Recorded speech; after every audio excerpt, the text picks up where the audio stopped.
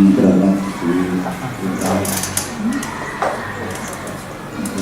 RW, yang berhormat RW, dan yang berhormat perangkat kelurahan, yang berhormat Bapak Ibu guru, dan yang saya minta kepada anak-anak sekalian, itu kalau kita bisa berkumpul dalam kegiatan aksi nyata calon guru penggerak di SMP Batu Selatan. Bapak Ibu, perlu diketahui bahwa aksi nyata ini salah satu program dari calon guru penggerak dengan mengambil peningkatan kualitas pendidikan di SMP Batu Selatan. Maksudnya adalah di sini ada yang penanganan yang pertama adalah 7 aset yang akan ditangani oleh calon guru penggerak yang meliputi modal manusia, modal sosial, modal politik, modal agama dan budaya, modal fisik, modal lingkungan alam, dan finansial. Nanti bagaimana penjelasan, nanti calon guru penggerak akan menjelaskan secara detail tentang kegiatan aksi nyata ini. Oleh sebab itu, saya minta Bapak Ibu nanti memperhatikan apa yang disampaikan calon guru penggerak. Kita punya calon guru penggerak 2. Yang satunya baru begini, nanti yang keduanya Pak Bimo dalam proses menuju seperti ini. Yang satunya masih parkir, siapa? Pak Nisa parkir. Jadi untuk mencari guru penggerak agak susah, karena betul-betul kalau yang tak berkualitas sulit untuk masuk. Ya, jadi di 48 ini baru 2 dari sekian 7. Jadi ya kita bersyukur di 48 ini masih ada guru-guru yang berkualitas, dan secara bertahap nanti akan berkesinambungan nanti calon-calon guru penggerak dari guru yang lain akan muncul. Tentunya kita harapkan guru-guru yang muda-muda ikut jadi guru penggerak. Begitu dari kami Bapak Ibu, terima kasih atas keberanian mohon maaf atas segala kekurangan, dan memang nanti kalau ada penyajian yang kurang berkenan kami mohon maaf. Jadi memang mejanya dibuat seperti ini, seakan-akan kita itu di hotel. Gitu lagi, seakan-akan seperti hotel, memang kita kondisikan seperti ini. Jadi nanti ini akan divideokan, dokumentasikan, dikirim ke kementerian. Jadi panjenengan nanti akan kita ambil semacam itu, kita laporkan ke kementerian. Nanti insya Allah setelah ini selesai, belum selesai lagi, ada lagi tahapan lagi, masih panjang, setahun lebih. Jadi tahapan-tahapan kemarin lokakarya. Jadi memang guru-guru 48 ini sudah mulai bergerak untuk maju. Jadi siapa? Demi masyarakat di lingkungan sekitar SMP 4. Kalau SMP 48 akan maju, insya Allah nanti masyarakatnya senang dan senang menyekolahkan putra-putrinya ke SMP 48. Dari saya sekian, mohon maaf atas segala kekurangan. Wassalamualaikum warahmatullahi wabarakatuh.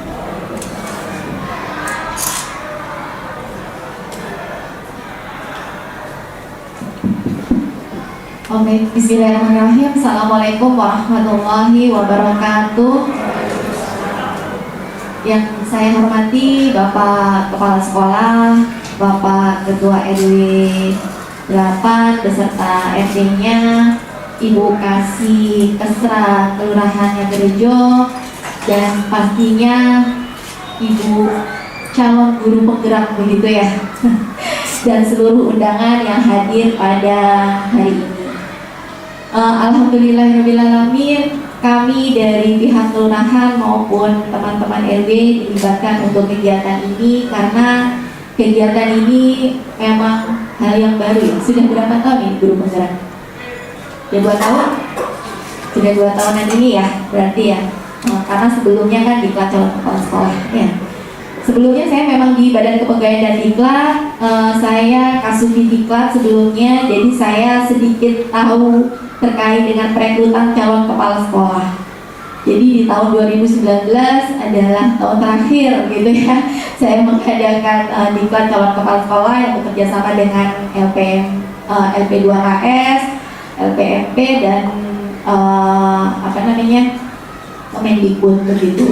Jadi kalau mau ikut diklat calon kepala sekolah itu rentetannya panjang sekali, saya paham betul. Jadi kepala sekolah itu susah sekali, ada kalau dari dinas pendidikan aja sudah ada 9 tahapan begitu waktu itu ya Pak ya, yang psikotes, uji publik, macam-macam lah ya. Sedangkan kami pejabat struktural itu tidak seperti itu begitu kan ya, lebih susah menjadi calon kepala sekolah itu bagi saya waktu itu, saya berpersepsi seperti itu.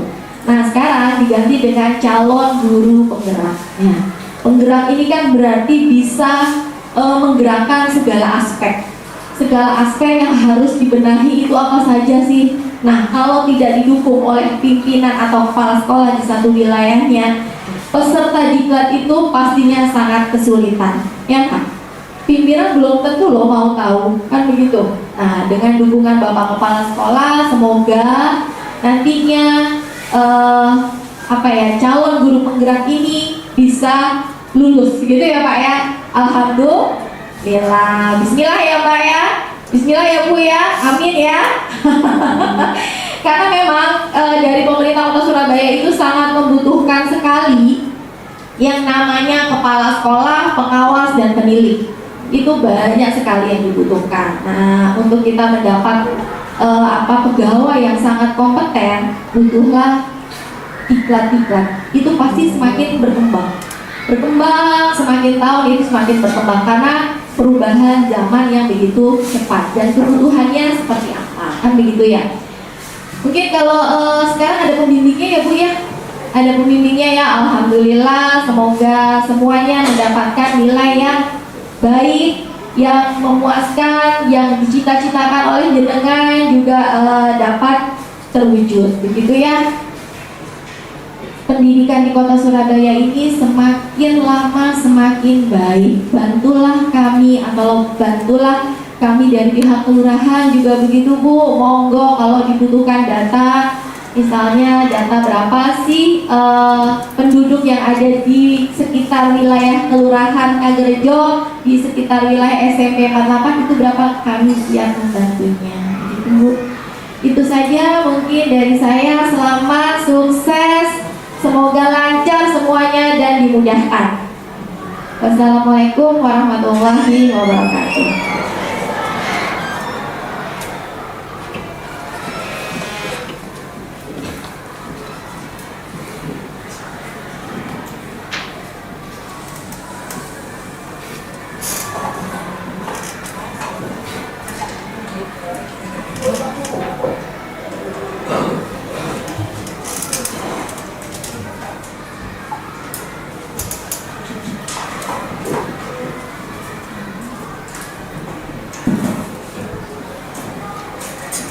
Bismillahirrahmanirrahim. Saya terdengar tambah sekarang. Budiana, saya baik-baik saja Kak Budiana. Oke, saya mulai. Assalamualaikum warahmatullahi wabarakatuh. Saya ucapkan terima kasih kepada Ibu Kepala Kelurahan Kagerejo, Bu Wulan. Terima kasih atas kedatangannya beserta Ibu Esra, Kepala Esra ya, Bu, selamat datang. Kepada Bapak Kepala SMP Negeri 48 Surabaya, Bapak Arif, terima kasih, dan Bapak Ketua RW 8 RT 6, selamat datang untuk Bapak Iban dan Bapak Paulus. Begitu juga dengan teman saya CGP Angkatan 8, semangat Pak, masih modus 1.1.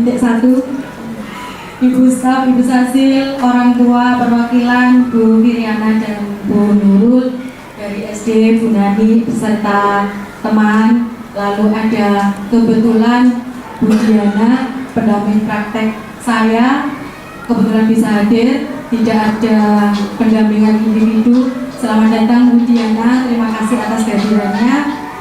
Perwakilan dari tenaga pendidikan, Ibu Tri, perwakilan dari pembina OSIS dan Ekstra, Bapak Uda, dan spesial sekali ada mahasiswa magang, kebetulan programnya sama kalau ini program PPG Prajabatan sama modulnya, hanya saja beda tugasnya.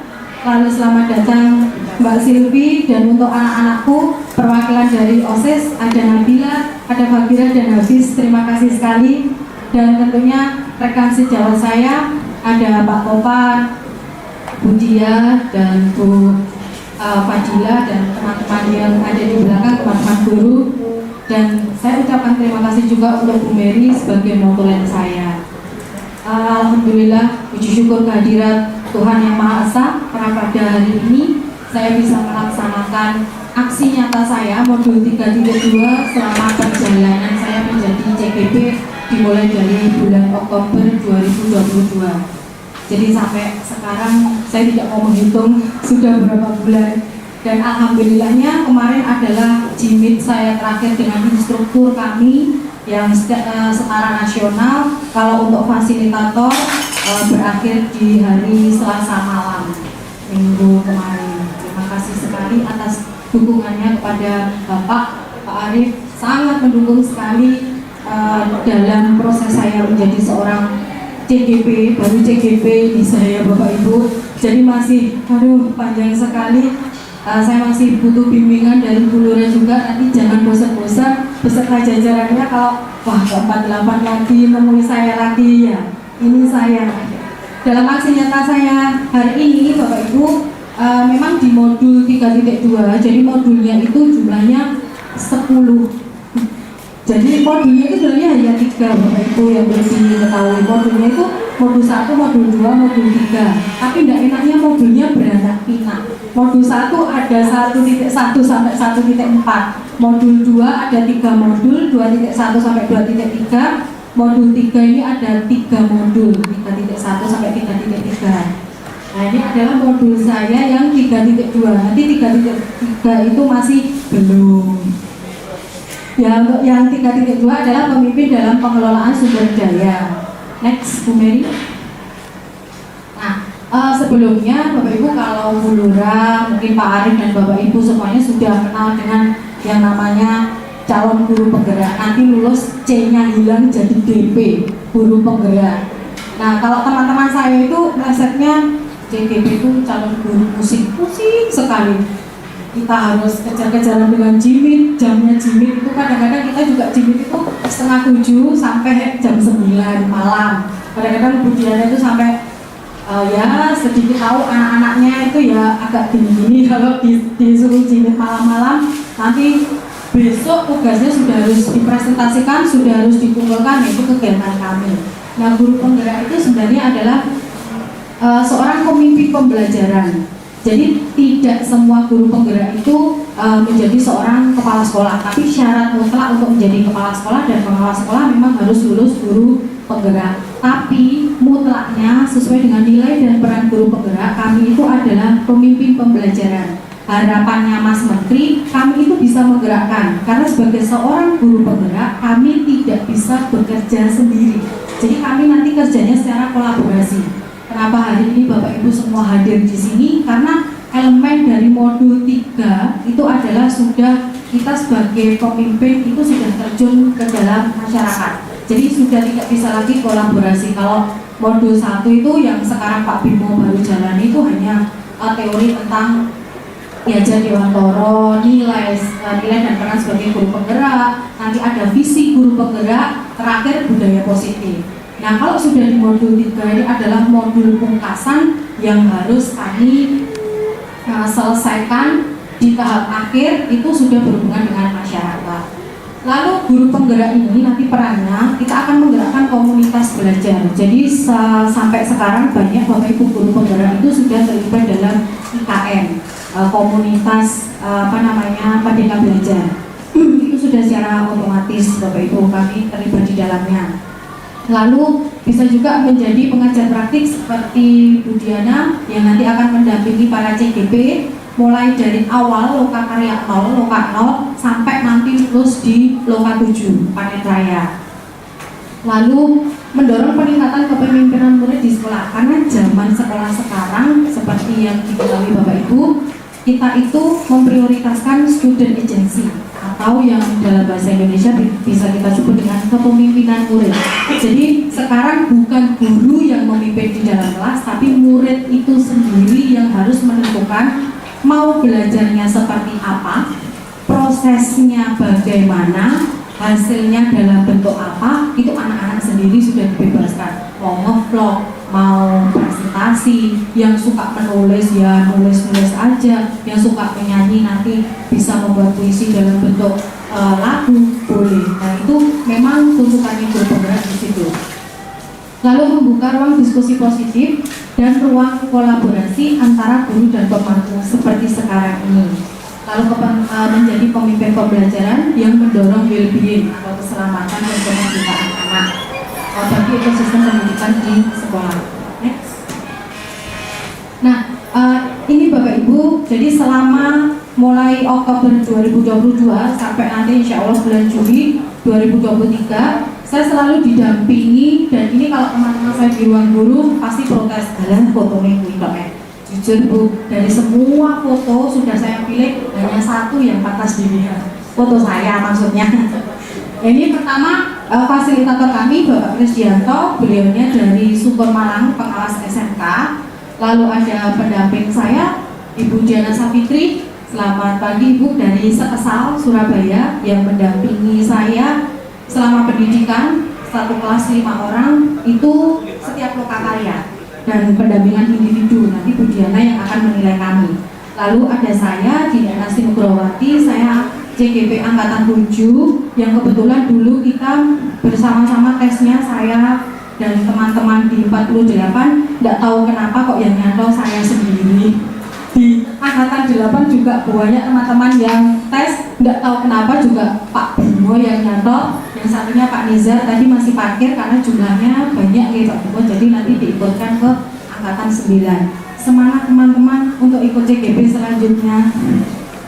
Terus, nah, tujuan pertemuan kita hari ini memang kita membangun secara kolaboratif. Saya sebagai CGP harus berkolaborasi bersama warga sekolah untuk mengidentifikasi aset apa sih. Nanti asetnya ada 7 yang ada di SMP Negeri 48 Surabaya ini, yang nantinya pasti akan menemukan aset-aset yang sebenarnya kita tidak menyadari. Ini pasti seperti itu, karena kemarin juga di 7 aset ini ternyata dari diskusi kita dengan instruktur dan fasilitator Jimin kemarin, itu kita juga menemukan beberapa aset di sekolah itu yang ternyata belum tergali.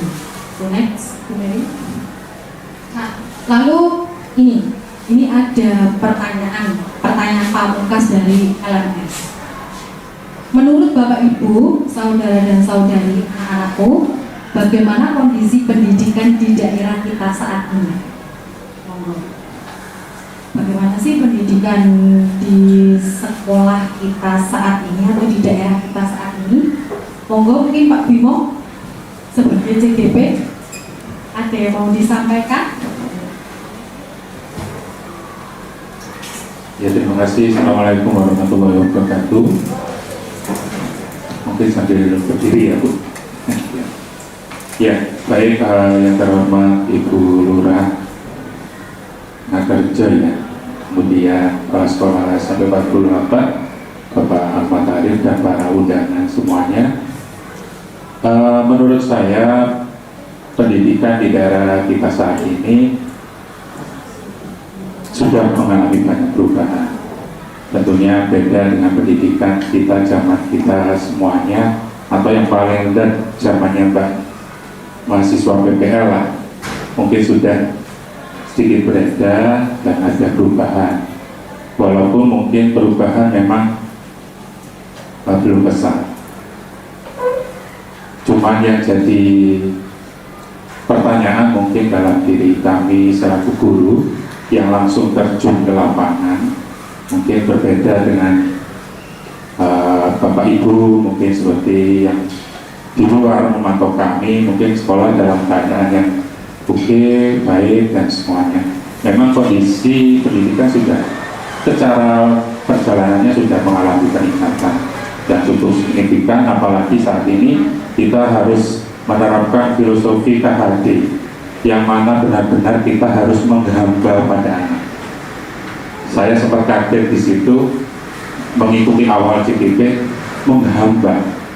Kemudian kita disadarkan, menghamba ternyata bukan berarti hubungan Tuhan dengan manusia, tapi menghamba kita harus memiliki cinta, kasih, sayang, dan kita harus memiliki rasa tidak membeda-bedakan. Itu yang ternyata kita menghambanya di situ. Artinya kita harus mengikuti jalan anak-anak ini semuanya. Kita tidak bisa menuntut si A yang sebenarnya adalah hobinya menyanyi, akademiknya harus baik. Kita tidak boleh menuntut seperti itu. Mungkin dari sini kita mungkin yang masih belum banyak memahami itu, karena memang kata begini, monggo ikut calon guru penggerak, karena di sini memang kita belajar banyak tentang bagaimana hubungan kita meningkatkan rasa hubungan pada anak terutama. Jadi di sini saya lihat pendidikan sudah sangat berkualitas, tapi di sini kita mari sebagai pendidik belajar bersama untuk memahami karakter-karakter anak yang luar biasa sekali. Mungkin ada yang menimbulkan emosional dalam diri, ada yang menimbulkan rasa bangga, yang berprestasi. Itulah karakter mereka. Kita mungkin belajar dari situ. Insya Allah pendidikan Indonesia akan lebih maju. Yang tadi sudah disampaikan oleh Ibu Lurah, bahwasanya pendidikan kita sekarang sudah berkembang pesat sekali dan bagus. Matur nuwun, mungkin itu. Tepuk tangan untuk Pak Bimo. Terima kasih atas pendapatnya. Jadi memang telah berkembang pesat sekali. Mungkin anak-anak juga pada zaman kita dahulu, zaman-zaman anak 80-an ya Pak Bim ya, kita itu main inkling, main andan, karena saya orang desa, jadi main semprengan, main andan, dakon itu sudah biasa. Tapi kalau anak sekarang main monopoli aja, kita pakainya Play Store, ya kan. Oke, terima kasih Pak Bimo atas pendapatnya. Oke, boleh di next Bu Mary. Nah ini, kalau kita berbicara masalah pengelolaan pemimpin sebagai pengelolaan sumber daya, kita tidak boleh lepas dulu dari sekolah. Sekolah itu sebagai sebuah ekosistem. Kalau bukan hanya sekolah ya, di unit manapun, instansi manapun yang namanya sebuah instansi itu adalah sebuah ekosistem. Jadi sebuah ekosistem itu ada hubungan antara faktor biotik dan abiotik. Ini kita imunisasi jargonnya IPA ini. Gitu. Kalau biotik itu kita pasti ngomong masalah segala sesuatu yang hidup. Kalau abiotik segala sesuatu yang tidak hidup. Nah dalam sebuah sekolah antara yang biotik dan abiotik itu harus sinkron dulu. Kalau kita punya anak yang memang benar-benar anak-anak yang berkualitas, tapi kita tidak punya tempat abiotiknya, kita juga tidak bisa mengembangkan potensi anak. Kemarin saya sempat dicurhati Pak Mimbar ya bahwa iya Bu, itu anak basket latihan, kita punya tempat nih di balai RW, latihan saja di balai RW. Nah itu antara faktor biotik dan abiotik itu saling mendukung. Bagaimana Bu? Oh oke.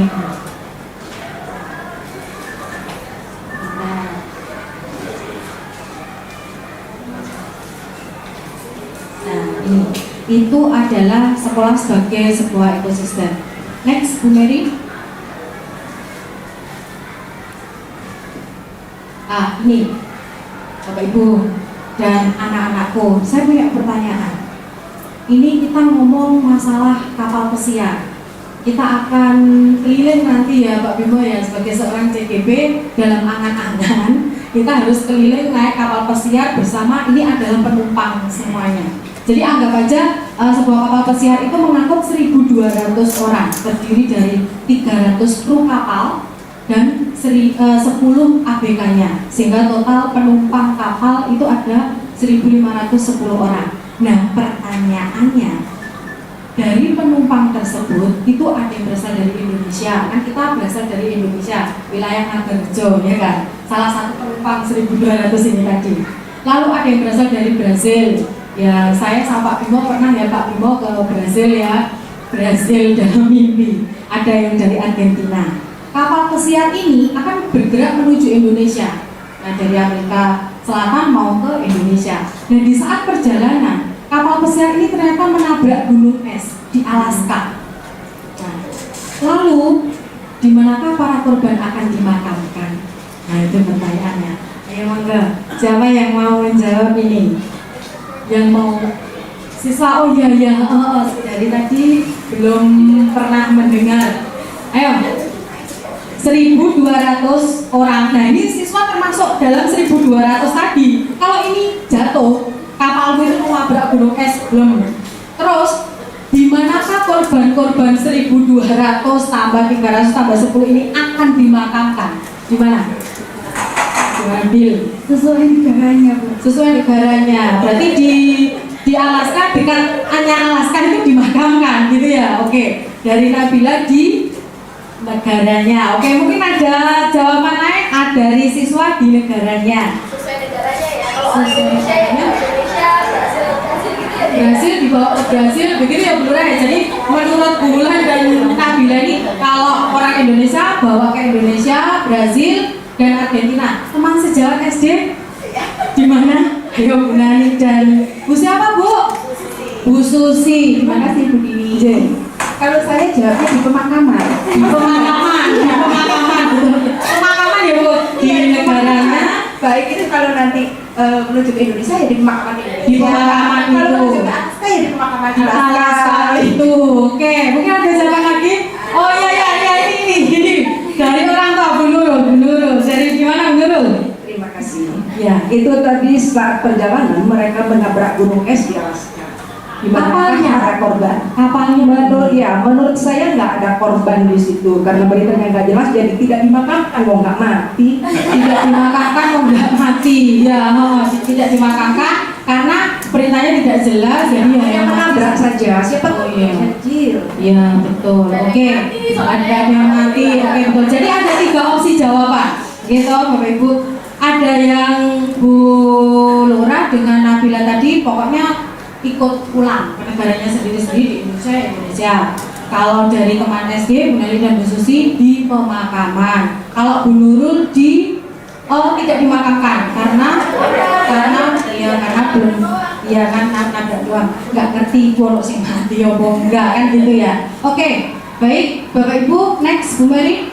Nah inilah pikiran kita sebagai guru Bapak Ibu. Jadi sebetulnya ngeri sekali sih. Ya kalau mati, mindset pertama kali kan mati pasti dimakamkan, ya toh. Kalau dimakamkan di mana? Mindset keduanya apa? Ya pulang ke negaranya sendiri-sendiri. Masa mau dibuang ke Alaska? Ada opsi jawaban lain, nggak dimakamkan karena tidak mati, belum tentu juga mati ya kan. Nah itu juga mempengaruhi mindset Bapak Ibu guru sebetulnya. Itu juga mindset saya juga sih.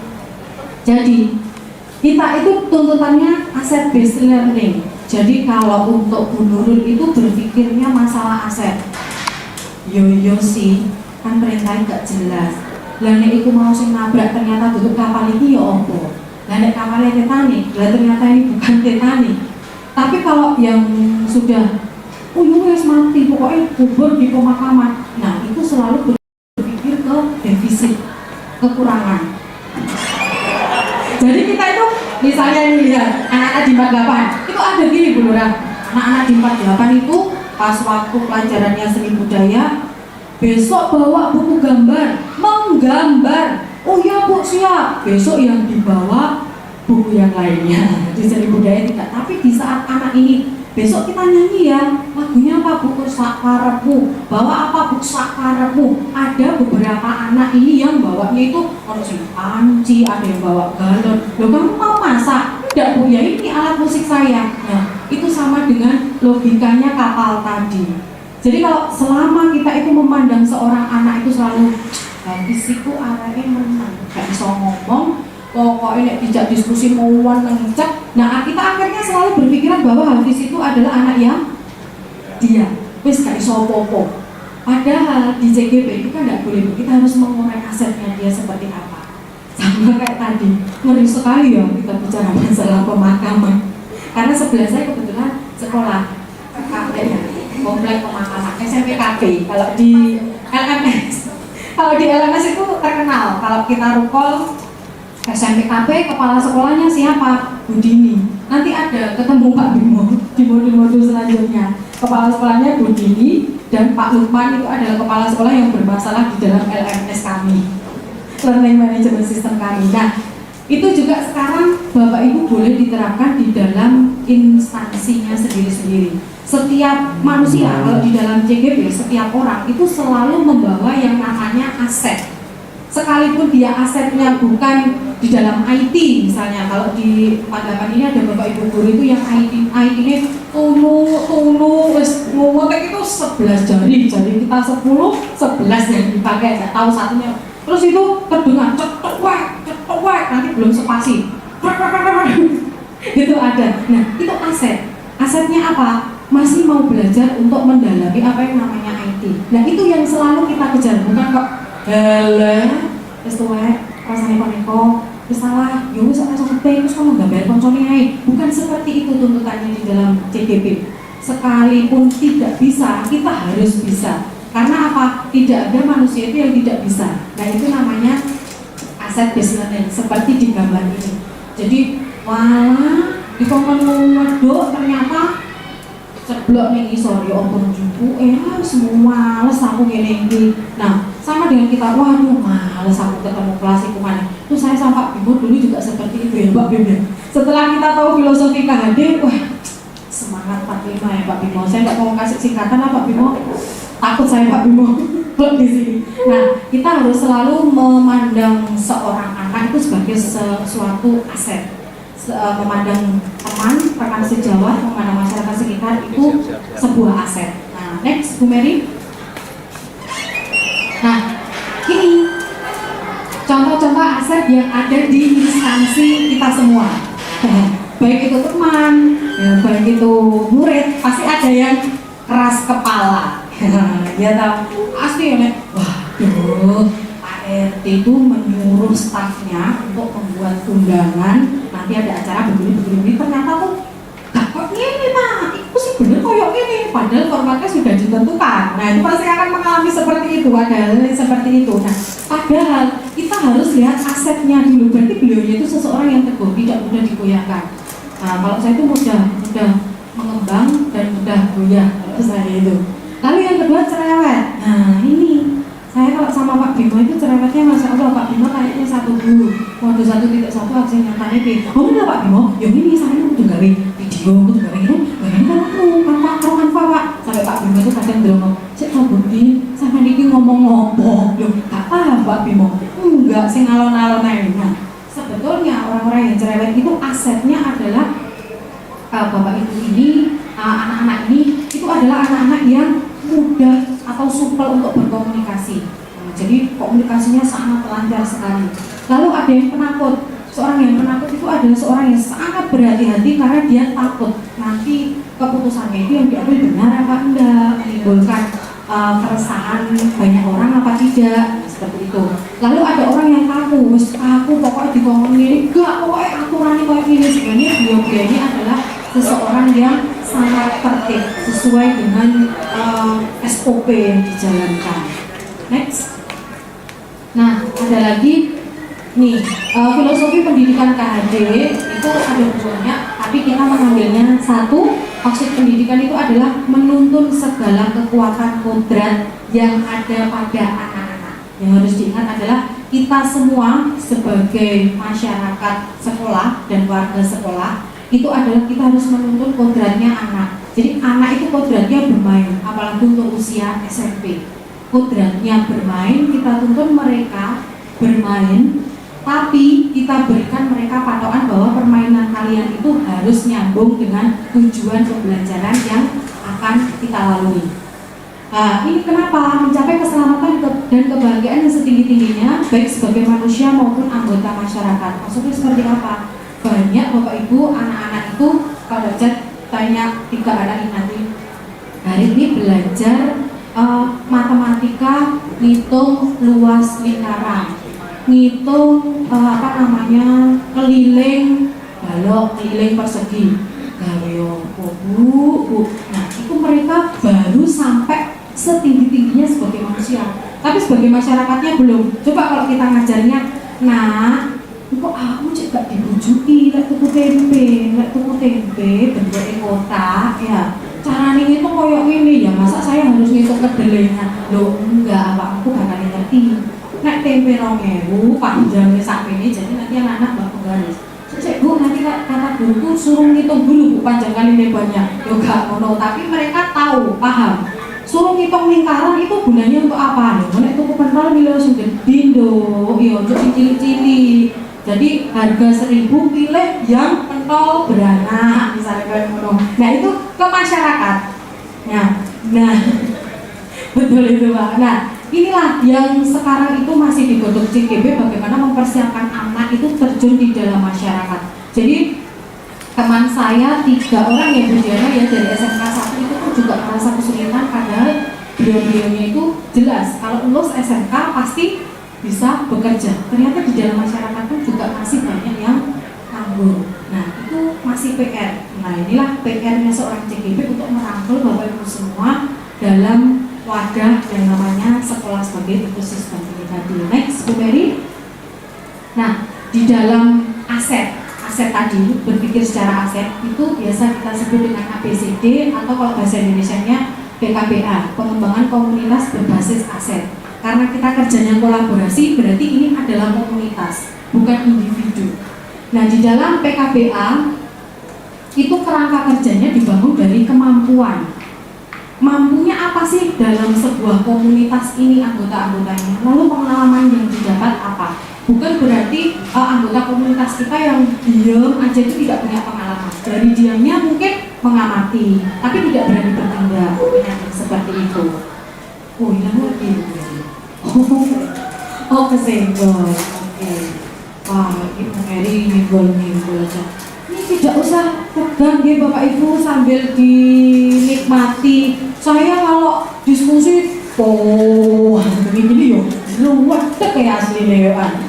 Apalagi waduh ini yang saya undang nih Bapak Ibu yang istimewa sekali. Bagaimana? Nah oke, next Bu Mary. Nah ini ada beberapa karakteristik PKBA tadi. Dan karakteristik ini harus membangun sebuah komunitas yang sehat dan resilient. Resilient itu adalah tangguh, mempunyai daya lenting. Jadi kalau suatu komunitas itu ada satu saja anggotanya yang berusaha untuk memecah belah dalam komunitas ini, anggota yang lainnya itu tugasnya membangun lagi dan menggali aset satu orang ini untuk bagaimana bisa menciptakan suasana yang positif, mengembalikan lagi. Jadi pasti nanti ada dialog berkelanjutan dari saya. Jadi nanti dikit-dikit Pak Limba, besok saya ingin ketemu dengan Bapak. Oh iya Bu, untuk gimana Pak ini gini. Jadi jangan bosan. Nanti saya ketemu dengan Bu Firiana dan Bu Nurul sebagai perwakilan orang tua. Bu, gimana Bu enaknya? Ekstra apa sih Bu yang suka dengan yang disukai anak-anak? Nanti naik. Bu, saya ini satu sekolah dengan SD. Enaknya gimana ya Bu? Ini saya mau mengadakan bazar. Oh enggak apa-apa, digabung aja. Tapi enggak punya tempat. Oh ya, saya carikan lahan di sini. Nah, kita masuk ke Pak RT, Pak Paulos. Bantu Pak Paulos. Ini aku anak-anak itu jualan anak SD, anak SMP jualan. Enaknya gimana ya Pak? Oh, saya carikan tempat di sini. Nah, itu selalu seperti itu dialognya dalam sebuah komunitas. Kalau komunitas tidak ada dialog, nah nggak tahu itu namanya komunitas apa. Pantomim aja juga masih gini-gini ya. Kalau komunitas tidak pernah melakukan kolaborasi, ya nggak tahu itu namanya komunitas apa. Next Bu Mary, next lagi. Nah ini karakteristik program. Nah ini nanti yang akan kita diskusikan bersama tentang 7 aset dalam komunitas, utamanya yang ada di SMP Negeri 48 Surabaya. Yang pertama adalah modal manusia, sumber daya manusia di SMP Negeri 48 ini ada apa tidak? Sumber daya manusia yang ada di 48 ada apa tidak? Ada. Sekitar 48 ada apa tidak? Ada. Bahkan non manusia ada ya Bu Nurul, paksa sekali pokoknya. Bu Susi kan pernah ya tiba-tiba nari loh. Agak ngerti arah iki setelah masuk kelas loh, ternyata anaknya nggak ada. Nah itu kan ada manusia yang anak-anak itu kadang-kadang bisa hilang, tapi besoknya bisa kembali lagi. Ini tak perlu pelajaran kuliah itu modal manusianya ada.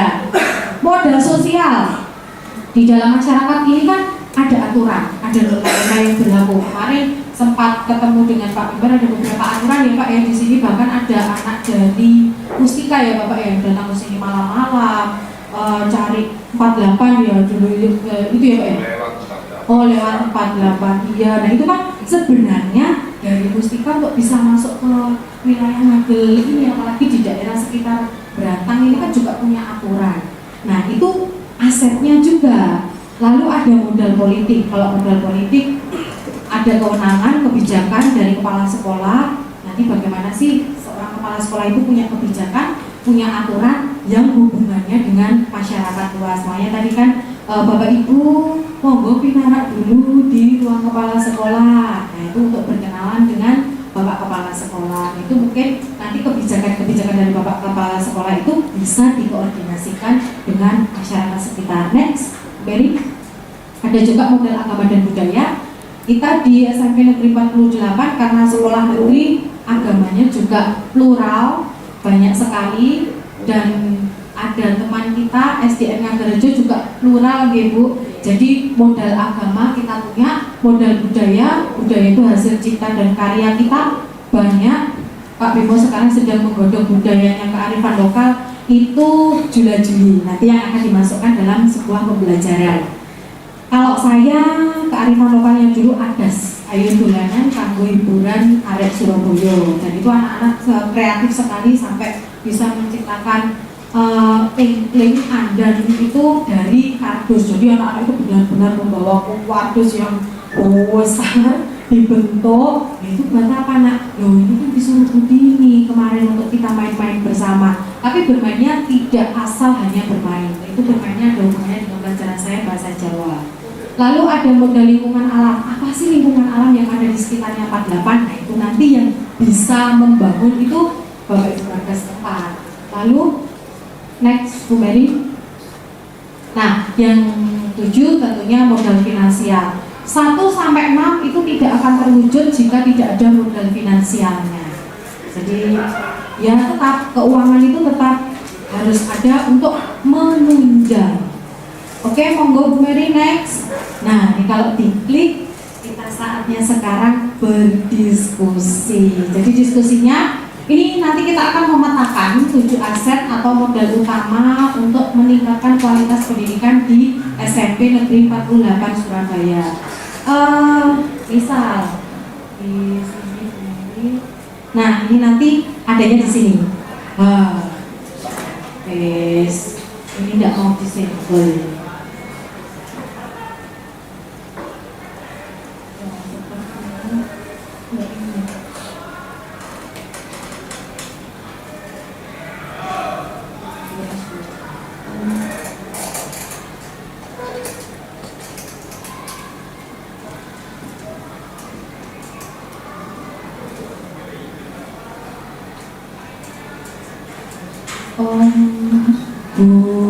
Dia tidak ada. Mungkin di BBBB saya Pak di belakang ada pouch warna biru dongker, itu ada ini kabel. Nah itu ada HDMI di situ. Ada kesalahan teknik, monggo sambil di ini dulu, nikmati dulu.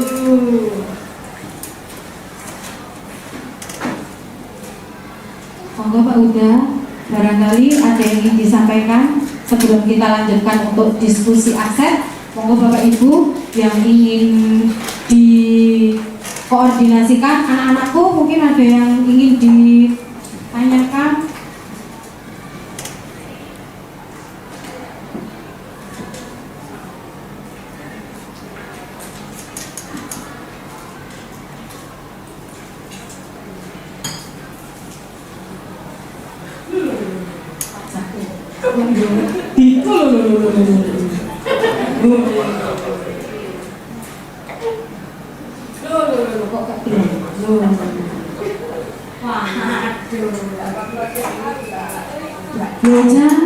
Jangan.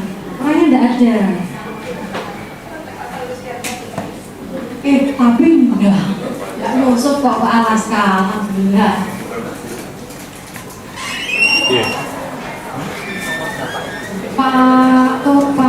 sejawat.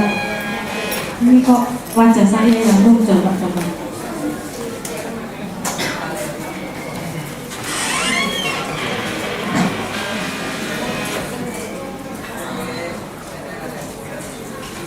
Pak, agak dipercepat, Pak, saya malu. Pak, kok wajah saya yang kaget.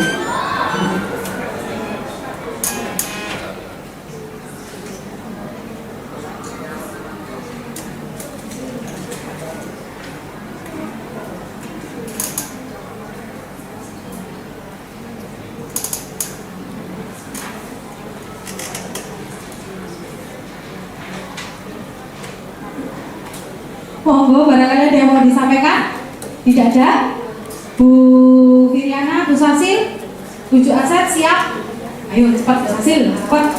Habis ini kita akan diskusi Bu Sasil. Putri mungkin? Oh tidak.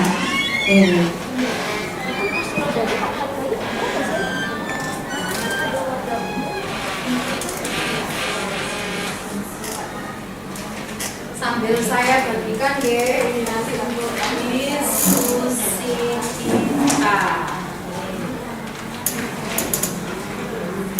Kamu mengatakan aset.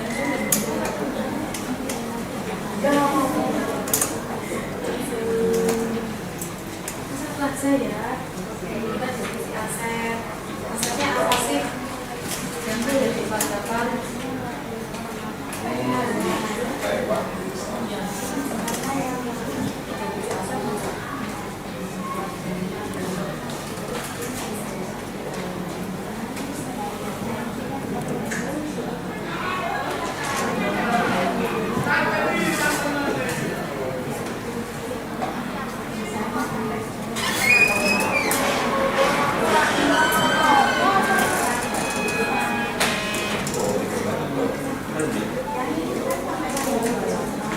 Kita bagi ya, tadi kan ada 7 aset. Asetnya apa saja tadi, Bapak Ibu? Pertama, modal manusia. Oke, siapa yang mau modal manusia? Tadi ada 1, 2, 3, 4, ada 2. Satu kelompok nanti 2 analisis. Manusia, oke, manusia 1, terus? Yalah. Fisik, oke, berarti modal manusia dan modal fisik ada di kelompok orang tua dan staf. Oke, mungkin di kelompok ini lingkungan. Oke, yang cocok sekali. Lingkungan dengan apa, Pak RW? Manusia dan fisik. Nanti dulu saya tampilkan ininya ya, Pak, formatnya. Ini lingkungan dengan politik mungkin, sosial budaya. Oke, sosial budaya, oke. Berarti sosial budaya dan politik, sosial budaya dan lingkungan alam. Terus ini fisik sudah modal agama dan finansial. Oke, berarti yang SD tinggal 1. Modal apa ya, Pak lali? Modal yang belum. Ini agama dan apa nak? Oh, finansial. Berarti finansial yang belum. Oh, finansial sudah. Finansial dan agama dan budaya, terus finansial, terus ini fisik dan manusia, berarti kan finansial, lingkungan alam dan politik di sini. Jadi yang 1 finansial. Oh, Susi dan dalam sudah manusia orang tua. Sosial belum ya ini ya. Oh, 2, 3. Tapi sosial ini lingkungan sekitar. Ya, lingkungan alam dan politik.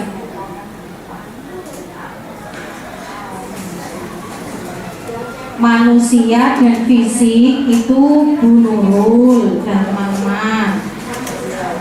Sosial belum. Ini tadi kan sosial SD-nya sosial. Finansialnya sini. Agama dan budaya sosial. Oke sih. Ayo. Agama, budaya dan finansial. Oke, silakan. Loh, Pak kira ini puasa. Oh iya, sambil dimakan. Nah, ini kok lama.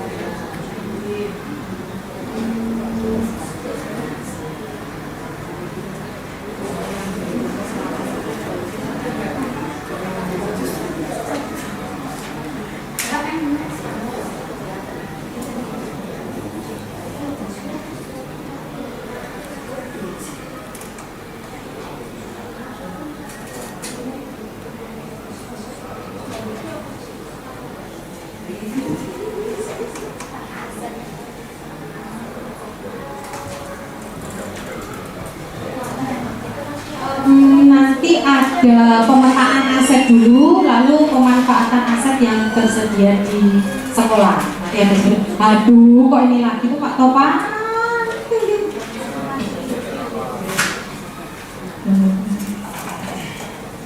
Jangan dilihat kok udah. Saya malu kok udah. Oh.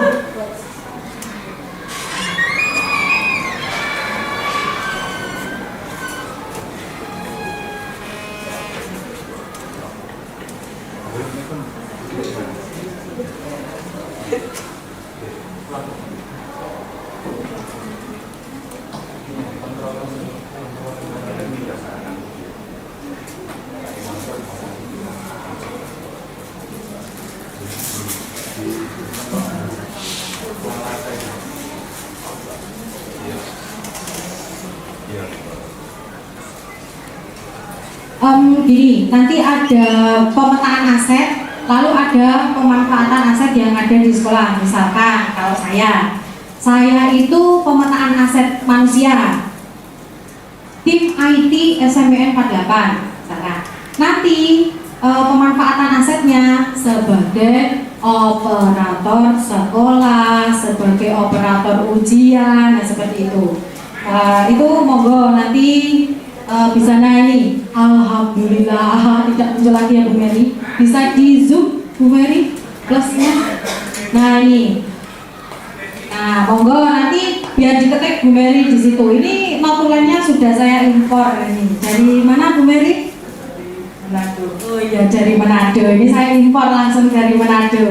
Ini adalah CCGP juga, calon-calon guru penggerak, tapi tidak tahu kenapa tidak berangkat-berangkat. Nah, ini kita doakan bersama Bu Mary supaya jadi CGP angkatan 10. Sudah dipanggil sama dinas Bu Mary, tidak bisa mengelak. Oke, monggo. Nanti ada modal manusia. Jadi asetnya ada apa saja sih? Terutama lingkungan sekitar. Kalau lingkungan sekitar, saya kebetulan bukan orang asli Surabaya dan saya juga di Surabaya baru 2016, tapi hidup saya hanya sebatas sekolah rumah, jadi tidak tahu asetnya sekitar. Ini nanti akan menambah pengalaman karena aset ini nanti saya perlukan di 3.3. Jadi nanti di modul 3.3 juga ada prakarsa perubahan dari aset yang sudah dianalisis ini. Monggo sumbangan ide-idenya, jadi pemetaan asetnya apa, tidak harus 4 Bapak Ibu. Kalau hanya menemukan 2 saja juga tidak apa-apa, yang penting ada pemetaan asetnya, ada pemanfaatan aset untuk anak-anak didik kita itu seperti apa, begitu.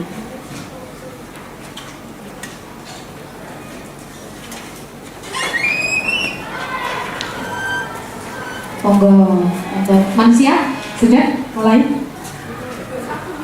Iya di kertas yang tadi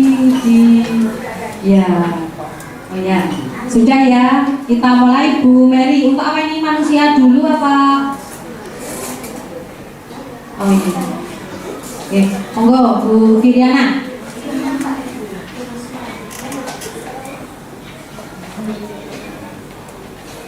Assalamualaikum warahmatullahi wabarakatuh. Waalaikumsalam. kami dari perwakilan orang tua memilih untuk membahas mengenai aset manusia. Menurut kami, wali murid dengan berbagai profesi itu juga bisa sebagai aset, dan untuk memanfaatkan aset ini bisa wali murid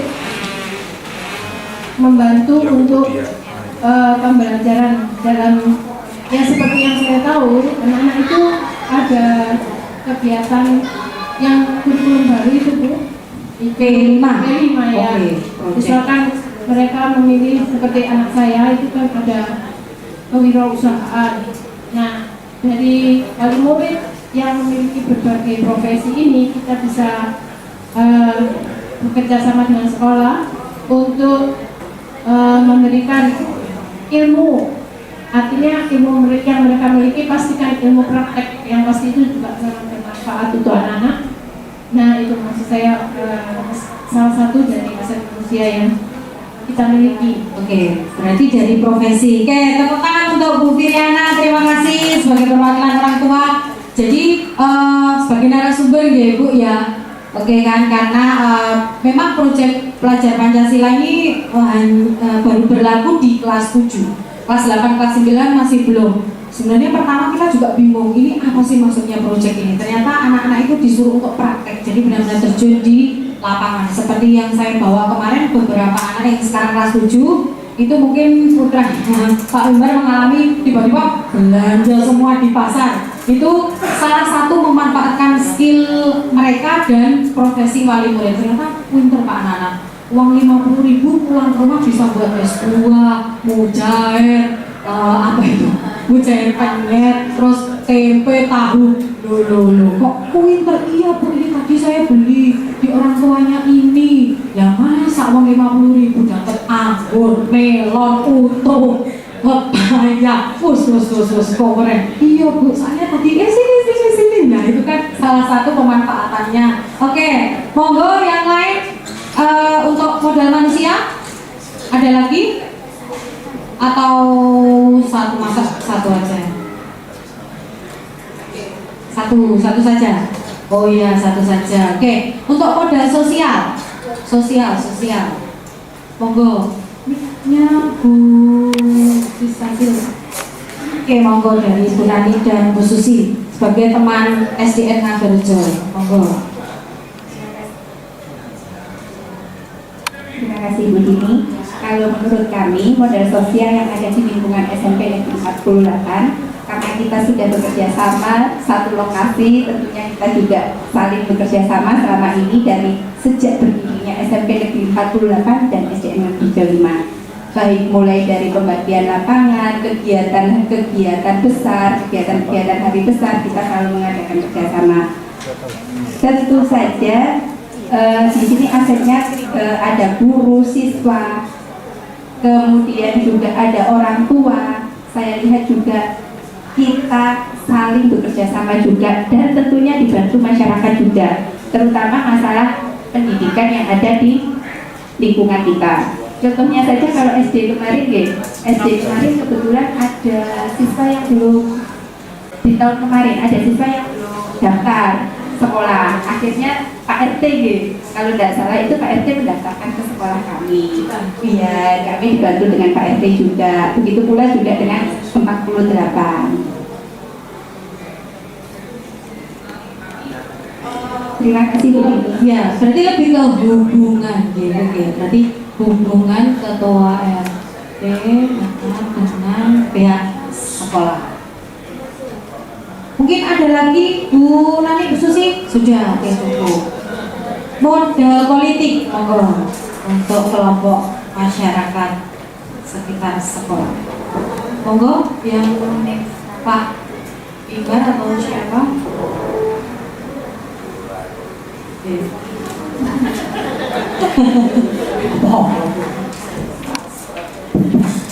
Ya, saya coba ya. Jadi kalau modal politik mungkin hubungannya dengan di sini ada beberapa komite, ada dengan polsek, ada dengan puskesmas, atau dengan stakeholder lainnya lah ya. Memanfaatkan ya komite ya pastinya untuk kemajuannya sekolah ya, dengan kebijakan-kebijakannya yang banyak. Misalnya nanti kalau ada anak yang di tengah-tengah semester itu mau masuk gitu kan ya, pasti butuh persetujuan dari komite. Nah kalau polsek misalkan mau mengadakan kegiatan-kegiatan apapun itu kan pasti harus izin keramaian ya dengan polsek. Kalau puskesmas mungkin terkait dengan kesehatan ya, kita sosialisasi masalah reproduksi dan sebagainya, pastinya kan perlu juga koordinasi dengan pegawai-pegawai yang ada di puskesmas, karena mereka lebih paham masalah-masalah kesehatan. Apalagi SMP ini kan anak-anak sudah mulai berkembang ya, remaja awal mulai mengetahui begitu ya terkait dengan masalah-masalah reproduksinya begitu. Oke, terima kasih Bu Wulan. Jadi memang kalau puskesmas itu kita rutinnya setiap bulan pembagian ini, Ibu obat tambah darah. Nah, jadi kemarin kan ada cybercasting itu, yaitu memang untuk obat tambah darah ini hanya khusus untuk perempuan. Jadi setelah kita senam UKS, terus cuci tangan, makan bersama, ada minum tablet penambah darah. Itu memang setiap minggu 1 tablet, jadi diberikan setiap 1 bulan sekali langsung 4 tablet. Jadi diminum per minggu itu sudah ada. Lalu untuk modal agama dan budaya, J, monggo Bapak.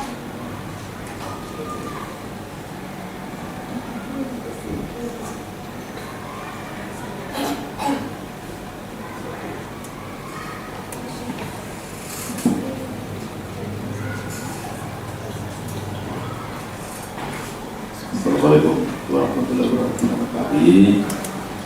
Bapak Ibu,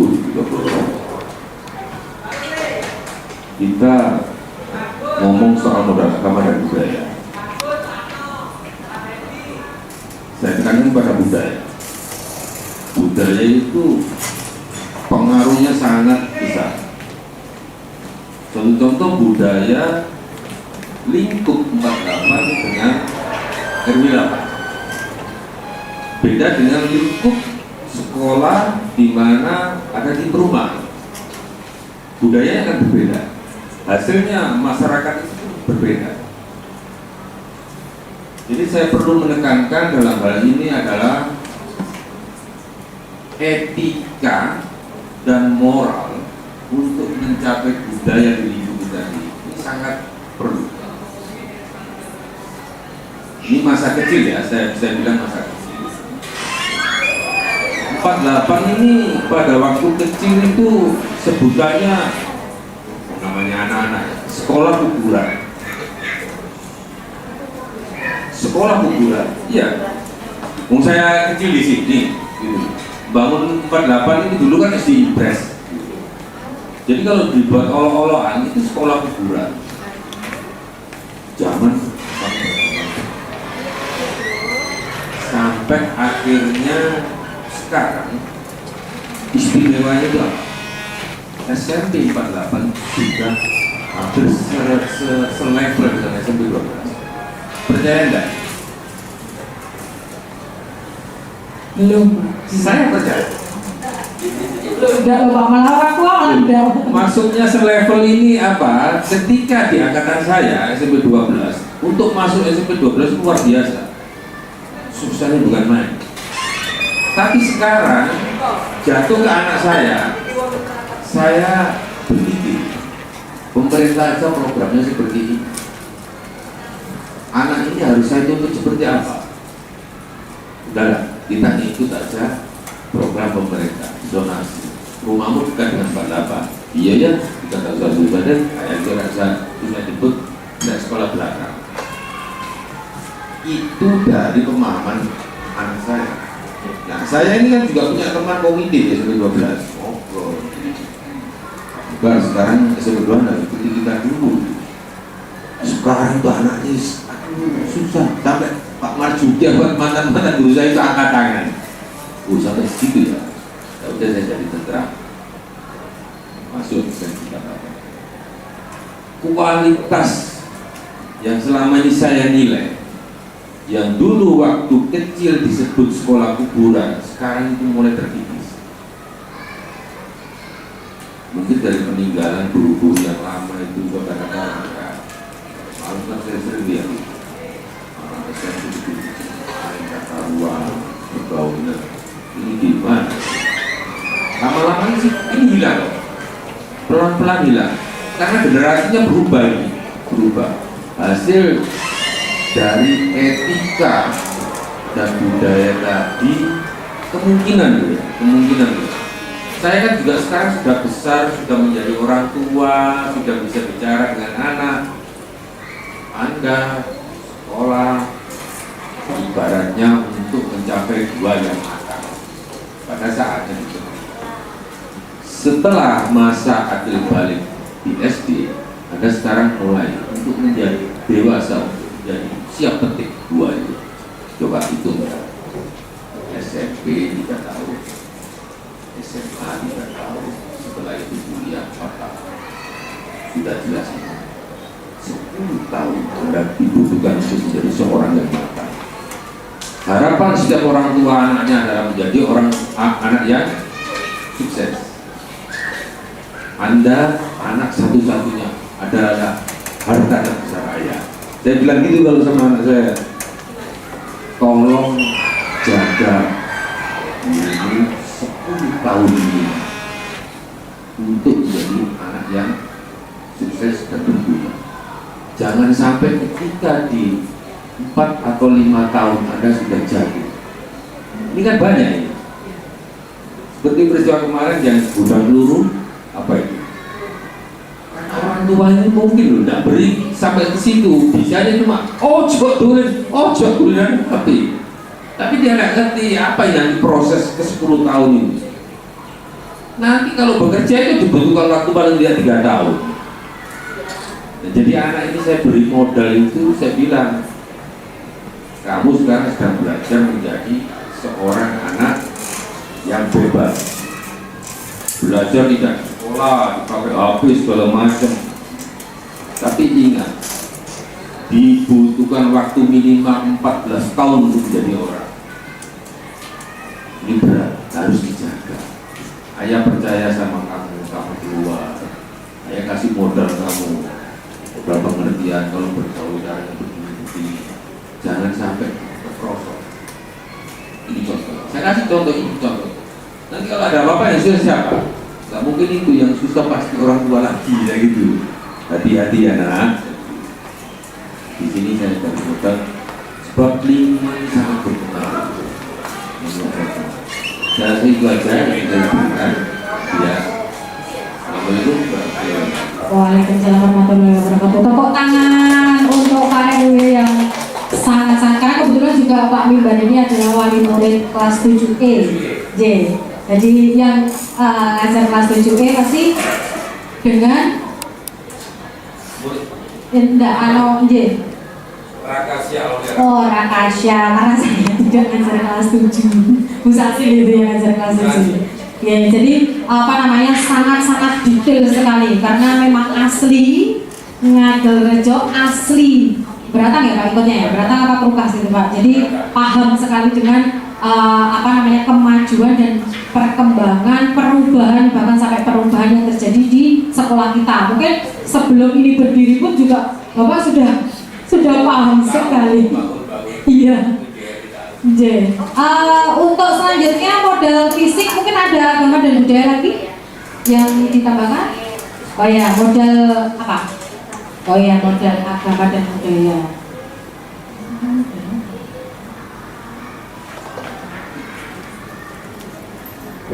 Oke, model agama dan budaya.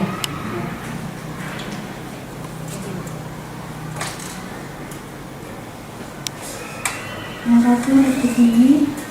Jadi modal agama yang saya ambil yang itu pembiasaan dari yang dilakukan oleh DSP 48 Surabaya, yaitu seperti biasa pembiasaan salat sunnah dan istighosa yang selalu dilakukan oleh peserta didik SMP 48 Surabaya yang bermanfaat untuk pembiasaan peserta melaksanakan salat sunnah dan yang modal keagamaan yaitu manfaat kedua yaitu membentuk karakter siswa untuk melaksanakan sholat sunnah dan pembiasaan membaca kitab suci Al-Quran. Dan lanjut untuk modal yang budaya itu pembiasaan dilakukan acara Bilangan Surabaya adalah tari remo, dan dilaksanakan itu pemanfaatnya adalah mengembangkan rasa cinta tanah air dan mengenal kebudayaan di Jawa Timur. Melestarikan kebudayaan di Jawa Timur. Terima kasih. Oke, terima kasih. Kita tepuk tangan untuk Bila ini kebetulan ketua OSIS kita. Nah, jadi melestarikan remo melestarikan kebudayaan Kota Surabaya. Memang ini kita laksanakan setiap SAS, Bapak. Jadi hari Rabu ya. Jadi hari Rabu itu memang laki-laki perempuan semuanya menari remo, karena memang pernah kita menghadirkan berapa ribu untuk murid, 60.000 siswa SD SMP untuk menari-tari remo. Jadi diremokan Surabaya karena ada programnya dari pemerintah kota. Akhirnya sekolah juga mewajibkan untuk tari remo. SD mungkin yang sudah duluan ya Bu Susi ya, setiap hari Kamis untuk tari remo, dan senam dulu baru tari remo. Kita baru-baru ini aja. Oke, untuk modal fisik Bu Nurul ingin menyampaikan. Boleh di sekolah, boleh di lingkungan sekitar sekolah.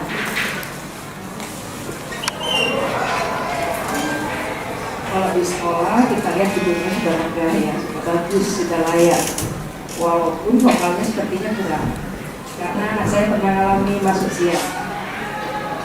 Kalau di lingkungan sekitar mungkin kita bisa memanfaatkan balai ya, Presiden Pak RW ya Pak, bisa dimanfaatkan sebagai tempat belajar masyarakat setempat. Ya, terima kasih.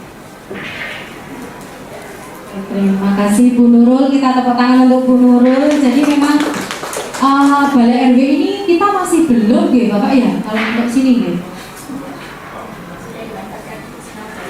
Oh sudah masuk sini. Balai RW itu dipergunakan kalau misalnya begini. Ini kan waktu itu saya diundang juga masalah tentang ekstrakurikuler. Basket itu mereka itu keluar dari area sekolah, jam di luar area sekolah, dan semua itu apa? Mereka senang, orang banyak kebingungan. Lalu saya juga begitu, saya berpikir, andaikan anak saya apa dan bagaimana dulu. Maka saya sekarang berjanji pada waktu itu, gunakan area sekitar dan bisa diawasi oleh masyarakat sekitar. Kita punya gedung aula yang bisa dipakai untuk latihan pasti. Kalau misalnya untuk beli minum apa akan saya sediakan. Jadi anak-anak kita itu bisa kita awasi. Karena apa? Pada waktu itu keluar dari area itu tidak salah di lapangan mana. Kalau terjadi apa-apa di mana. Jadi sekarang kami memfasilitasi monggo. Kalau memang balai RW atau butuh bantuan masyarakat sekitar, kita juga ada. Berarti ini untuk pemanfaatan balai RW kita untuk izinnya langsung ke Pak Minggan. Oke, baik. Berarti ini sudah terpecahkan ya. Kalau misalkan full padat di sekolah, karena sekolah kita juga lokalnya banyak muridnya dan bersebelahan dengan SD. Kalau seperti hari ini kan 3 hari digunakan untuk kegiatan SD. Kalau ada Bapak kan bisa geser. Malah enak Bapak, kita pembelajarannya di luar sekolah, tapi tidak jauh. Oke, terima kasih Bapak. Jadi kita sudah dapat rambu-rambu. Mungkin nanti untuk pembina OSIS-nya Pak Bunda, sekaligus juga pembina ekstra perwakilan nanti bisa disampaikan ya Pak Bunda. Terus untuk modal lingkungan alam tadi ini nggih, nomornya tujuannya bukan lingkungan itu tadi finansial, lingkungan alam mungkin kita kupas bersama. Lingkungan alam kita ini apa sih yang ada di sekitar 48? Kuburan, lo masuk ya Pak, kuburan. kuburan. Oke, mungkin makam ya, pemakaman tempat TPU, tempat pemakaman umum ya, karena itu kan milik apa itu Pak? Milik kelurahan. Milik warga. Berarti pemakaman umum milik warga. Makam Islam bukan umum. Oh, makam Islam. Makam Islam. Untuk pemanfaatan asetnya gimana kira-kira? Masa kamu mau, ya Bu, saya kan sudah diajari sholat jenazah, jadi saya mau sholat jenazah. Itu kadang-kadang anak-anak itu ya pusing loh Pak, dari atas itu kalau di situ ada dangdutan, itu tiba-tiba itu pelajaran saya wes dangdutan. Mau opo? Oh ya, saya lihat sebelah ternyata dangdutan. Terus ada kadang-kadang itu yang bengok-bengok dari lantai 3, terus anaknya gini gitu. Ya lucu Pak anak-anak itu. Mungkin pemanfaatannya gimana mungkin? Sebagai pembelajaran apa? Jangan bilang itu Bu, bunganya nanti diambil. Oke, boleh. Program Adiwiyata mungkin bisa dimasukkan karena itu kan masuk ke lingkungan sekitar. Gimana Pak? Anak-anak jangan dilibatkan kalau kita masak. Saya nggak mau, jangan. Mending kalau kita kan ada 7 RT. Iya. 7 RT kan masing-masing punya agenda seperti. Saya lebih demen, lebih suka, mau saya membagikan kalau kita anak-anak kita itu bisa bareng. Oh baik, berarti kerjasama dalam kerja baktinya, jadi bukan makamnya gitu Pak. Kasihan anak-anak. Misalnya kalau ada Athena, kerja bakti, SMP 48 itu orang. Saya seneng. Sekitar sekolah. Jadi nanti sekolah juga welcome ya, Bapak Ibu Pak Uda ya, terutama untuk pembinanya. Mungkin SD nanti bisa diperkenalkan SD yang dewasa, yang senior. Biasanya kita pun juga ketika Adiwiyata pun juga hot itu pun juga, Bu ini juga harus dibersihkan, jadi di luar itu juga tanggung jawab kita bersama. Ya, kalau Bu Nani nggak cerita ya kita nggak tahu ya. Jadi akhirnya kita ketemukan nanti bisa ini Bapak membuat program. Nanti kan kita kan mendekati tahun ajaran baru. Nanti begitu tahun ajaran baru diputuskan, bisa nanti programnya dari lingkungan, dari sekolah kita matchingkan. Terutama ini kerja bakti, karena loka siswanya itu banyak sih Bapak, 900-an, belum SD gitu. Lah kalau sekolah segini disuruh untuk membersihkan itu selesai. Selesainya cepat, anak-anak itu diberi waktu 1 jam 10 menit selesai. Oh iya, monggo Pak. Ini kan nggak ada Bulura. Kok Bulura itu saya tanya itu balas saya, balas mukul saya. Ini gini, SMP 48 depan itu kan ada tempat sampah. Itu dulu waktu saya jadi RT, itu menurut saya. Itu dulu taman. Lalu saya pensiun dari RT, dari sekian tahun sekarang jadi saya mau kembali ke taman lagi. Saya tinggal di Bulura. Itu dulu waktu saya RT itu taman. Sekarang kok jadi tempat sampah. Lalu kayaknya Pemkot ini mengamini. Apa aminnya? Di situ ada bak plastik. Berarti kan memberi kesempatan. Kedua, itu yang buang sampah bukan lingkup kami, itu lingkup luar. Saya dari malu deh kalau misalnya ada Pak Administrasi atau tugas dari dinas datang ke 48 kok depannya sekolah 48 itu sampah. Tolong itu dibatasi atau dialihkan menjadi taman kembali. Jawabannya Bulura begini, Pak Mimbar, tolong dong bikinkan tempat alternatif pembuangan sampah. Ya nggak mudeng ya, maupun lingkungan cuma segini kok suruh buang kemana? Sedangkan petugas sampah kita itu buangnya di depo di Beratan Gede. Itu sampahnya siapa? Itu harus luar semua. Saya ingin 48 untuk dihormati dengan cara yang sukses. Nah, solusinya kok saya suruh jadikan tempat pembuangan sampah. Jadi saya tadi malu mau berlima malu. Lahan berarti ya Bapak, kita kekurangan lahan karena padat. Intinya gini ya, yang buang sampah di situ itu bukanlah SMP 8 atau lingkungan kami, itu orang dari luar. Saya ingin 48 kalau dinas atau apa datang meninjau juga ada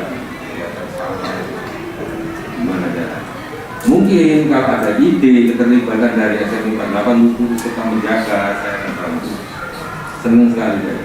Oke, siap Pak.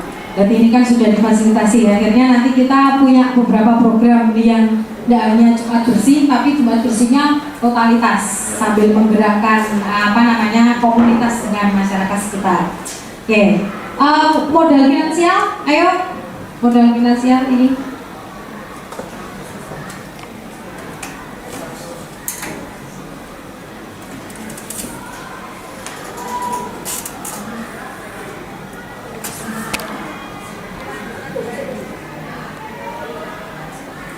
Terima kasih Bu Junior. Untuk modal finansial, penataannya yaitu contohnya itu seperti yang kita jalankan oleh OSIS, yaitu sebagaimana kantin Jumat yang dilaksanakan oleh anggota OSIS setiap hari Jumat. Pemanfaatannya itu untuk menambah keuangan saat kegiatan OSIS. Dan yang kedua itu pembiasaan atau lebih banyak pembelajaran untuk anggota OSIS untuk punya ilmu kewirausahaan sejak dini. Nama saya disambut-sambut. Terima kasih. Ada lagi? Ada?